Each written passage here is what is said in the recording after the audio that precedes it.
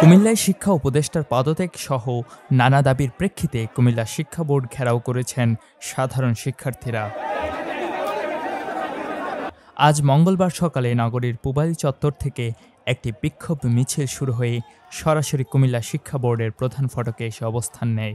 শিক্ষার্থীরা বোর্ডের সামনে পৌঁছে প্রথমে স্লোগান দিতে থাকেন। পরে এক পর্যায়ে তারা শিক্ষা বোর্ডের মূল ভবনের গেইটে তালা লাগিয়ে দেন। মিছিলটিতে বিভিন্ন স্কুল ও কলেজের শিক্ষার্থীদের সক্রিয় অংশগ্রহণ ছিল।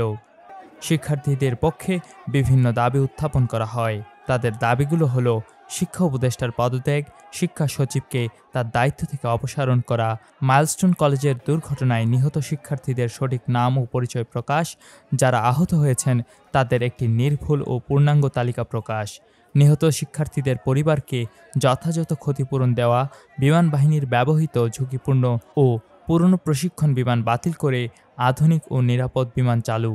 এদিকে প্রায় ১.৫ ঘণ্টা পর দুপুর ১টায় শিক্ষা বোর্ডের মূল ভবনের তালা খুলে দেন শিক্ষার্থীরা।